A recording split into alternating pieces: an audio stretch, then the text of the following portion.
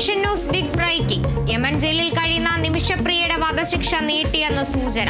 July 16 വധശിക്ഷ നടപ്പാക്കില്ലെന്ന വിവരം. ഔദ്യോഗിക പ്രഖ്യാപനം നാളെ. നടപടി സൗദി വ്യവസായി ജേക്കബ് ചെറുവളിൽ ഉൾപ്പെടെയുള്ളവരുടെ ഇടപെടൽ.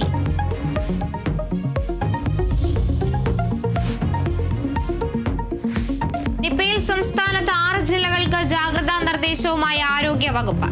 നിർദ്ദേശം പാലക്കാട്, മലപ്പുറം, കോഴിക്കോട്, കണ്ണൂർ, വയനാട്, തൃശൂർ ജില്ലകളിൽ. 6 ജില്ലകളിലെ ആശുപത്രികളും ജാഗ്രത പാലിക്കണമെന്ന് ആരോഗ്യ വകുപ്പ്. നിർദ്ദേശം പാലക്കാട് രണ്ടാമതും നിപ്പ സ്ഥിരീകരിച്ച സാഹചര്യത്തിൽ.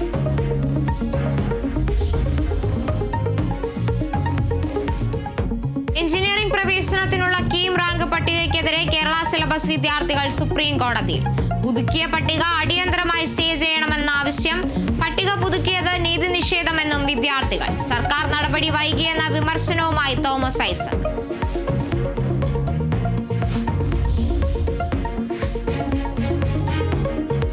സ്കൂളുകളിൽ വിദ്യാർത്ഥികളെ കൊണ്ട് അധ്യാപകരുടെ കാല് കഴുകിച്ചതിൽ വിവാദം തുടരുന്നു. പാദപൂജ ഭാരത സംസ്കാരമെന്ന ഗവർണർ രാജേന്ദ്ര അർലേക്കർ.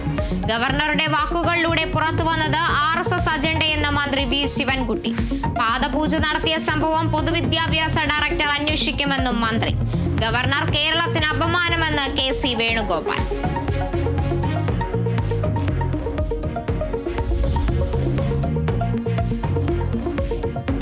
കണ്ണൂരിൽ നിന്നുള്ള BJP നേതാവ് C സദാനന്ദൻ രാജ്യസഭയിലേക്ക് നാമനിർദ്ദേശം ചെയ്ത് രാഷ്ട്രപതി. നിലവിൽ BJP സംസ്ഥാന വൈസ് പ്രസിഡന്റും നാഷണൽ ടീച്ചേഴ്സ് യൂണിയന്റെ നേതാവും. പ്രധാനമന്ത്രി നേരിട്ട് വിളിച്ചുവെന്നും പാർട്ടി നൽകിയ അംഗീകാരമെന്നും സദാനന്ദൻ. ഇങ്ങനെയൊരു നിയോഗം ഉണ്ട് എന്നുള്ളത് നേരിട്ട് മോദിജി തന്നെ വിളിച്ചറിയിച്ചിട്ടുണ്ട്. ഒരു പുതിയ ദൗത്യം ഏൽപ്പിക്കുകയാണ്. സന്തോഷത്തോടെ സ്വീകരിക്കണം, അത് ചെയ്യണം.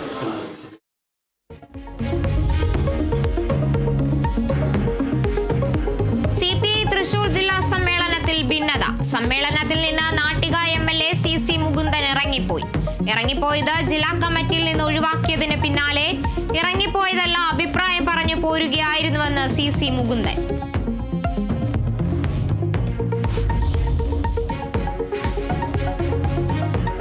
തമിഴ്നാട് തിരുവള്ളൂരിൽ ഡീസൽ കയറ്റി വന്ന ചരക്കു ട്രെയിനിൽ തീപിടിച്ചു. തീ പടർന്നത് 5 വാഗണുകളിൽ. അപകടത്തിന് പിന്നിൽ അട്ടിമറി ശ്രമമെന്ന് സംശയം. അപകട സ്ഥലത്തിന് 100 മീറ്റർ അകലെ ട്രാക്കിൽ വിള്ളൽ. 2 കിലോമീറ്റർ ചുറ്റളവിൽ ആളുകളെ ഒഴിപ്പിച്ചു. 12 ട്രെയിനുകൾ പൂർണ്ണമായും 13 ട്രെയിനുകൾ ഭാഗികമായും റദ്ദാക്കി. അന്വേഷണം ആരംഭിച്ച റെയിൽവേ പോലീസ്.